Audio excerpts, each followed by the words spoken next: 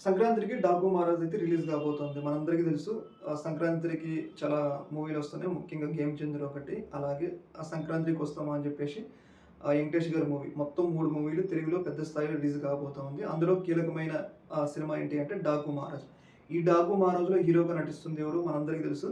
నందమూరి బాలకృష్ణ గారు నటిస్తున్నారు. అయితే ఈ నందమూరి బాలకృష్ణ గారికి సంబంధించిన ఒక పాటనైతే రీసెంట్‌గా రిలీజ్ కావడం అయితే జరిగింది.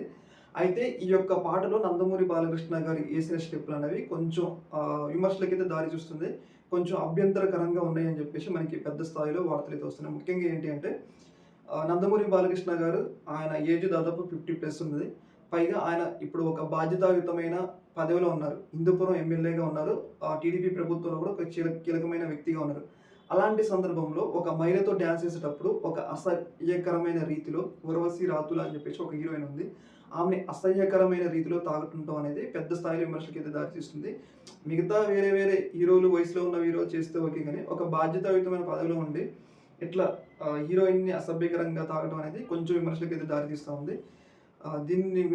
దీని మీద ముఖ్యంగా ఏంటంటే శేఖర్ మాస్టర్ ఎవరైతే ఈ స్టెప్పులు కంపోజ్ చేశారో, శేఖర్ మాస్టర్ మీద తీవ్ర విమర్శలైతే వస్తున్నాయి. ఎందుకంటే మినిమమ్ ఒక వ్యక్తికి అంటే ఒక వ్యక్తికి సంబంధించిన ఏజ్‌ని, ఒక వ్యక్తికి సంబంధించిన ఏమంటారు స్థాయిని దృష్టిలో పెట్టుకొని పాటలు కంపోజ్ చేయలే గానీ, ఎలా పడితే అలా చేయడం ఏందని చెప్పేసి శేఖర్ మాస్టర్ మీద కూడా కొన్ని విమర్శలైతే వస్తా ఉన్నాయి. చూడాలి మరి దీని మీద మూవీ యూనిట్ ఎలా స్పందిస్తారు. కాకపోతే వాళ్ళు అనొచ్చు ఇది సినిమా కదా అనొచ్చు. కాకపోతే కొన్ని లిమిట్స్ ఉంటాయి. బాధ్యతాయుతమైనకి సంబంధించిన వ్యక్తులకి కొన్ని లిమిట్స్ ఉంటాయి కాబట్టి, ఆ లిమిట్స్‌కి అనుగుణంగా చేయాలనేది ఇక్కడ అభిప్రాయం. దీని మీద మీ యొక్క అభిప్రాయం తెలియజేయండి.